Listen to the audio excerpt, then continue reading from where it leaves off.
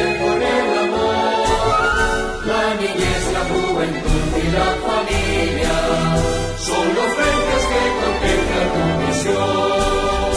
Un destello de luz ilumina esperanzas de ciencia y de amor. Una brújula orienta el camino, el legado de mis amigos. Tus valores nos muestran la cima, donde sienta sus tronos el bien. Solidarios y libres seremos, y a la magia daremos sostén.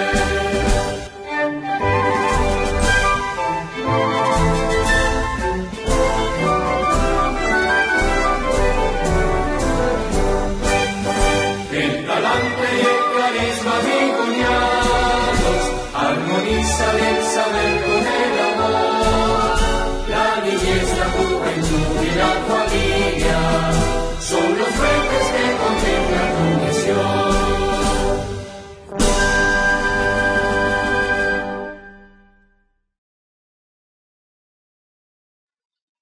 In our new communicational world, as mentioned by Kress Gunther, there have been changes in the domain of meaning, in representation and semiotic production, in dissemination and distribution of messages and meanings.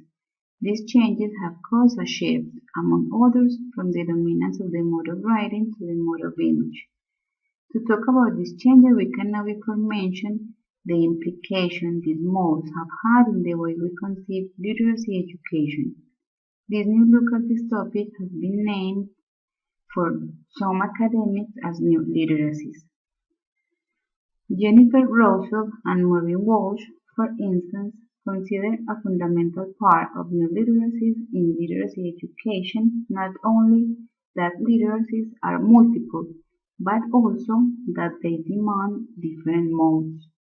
Modes that are regularized sets of resources for meaning making.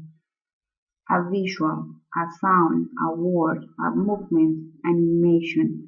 Special dimensions are resources brought together or in isolation to achieve an effect in texts. This text understood in this video as the entire word. All these modes are selected carefully and intentionally as a part of a design. Bill Cobb and Mary Calancis made a reference to the concept of design. Design, in the sense of construction, is something you do in the process of representing meaning. To oneself in making process such as reading, listening, or viewing, or to the world in communicative processes such as writing, speaking, or making pictures.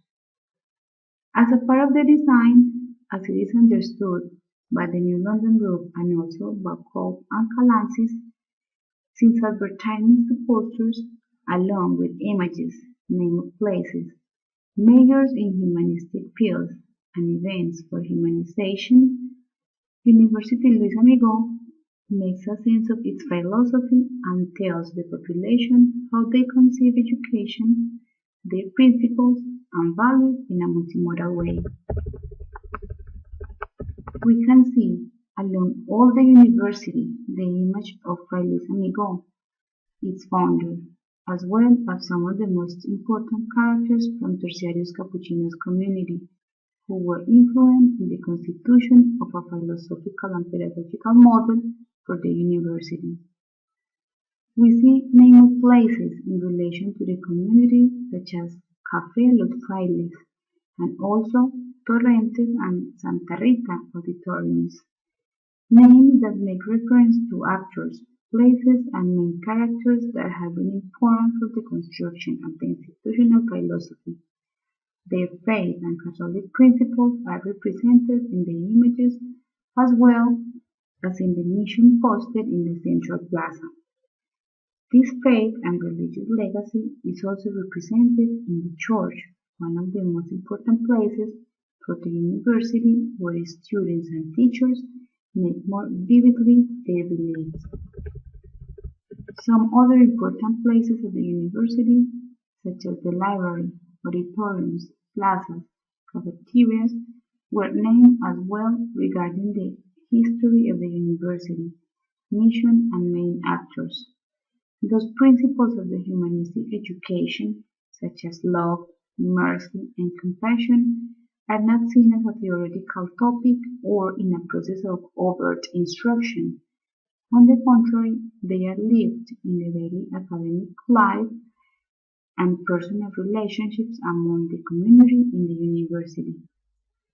We see the symbolic world the university offers us, and how, in a multimodal way, they create an environment to make us feel part of a community that has its principles and ways of doing things. Now, it is important to ask the actors how do they live or perceive those principles in the university. Let's see.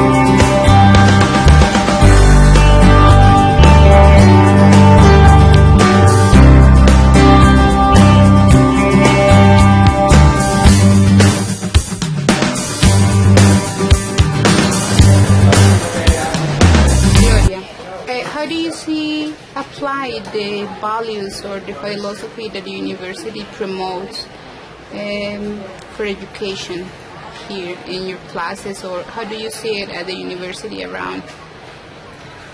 I think everything that we do in our teaching program is embedded into that philosophy, like the way we treat students, the way we deal with conflicts, the way we handle our classrooms, the way we manage to solve any difficulties that we may encounter. But from an academic point of view, I think when we present students with different alternatives to different situations, when we always call students' attention into looking at the human being, into seeing what the affection and the emotion of that person is taking to a situation in the classroom, I think that's like the best way to make our students see that face of the human being behind the learning process, and not just the teaching and learning process. Tatiana, ¿tú cómo crees que se viven los valores en la universidad digamos, toda esta filosofía que se promueve en la universidad desde el humanismo?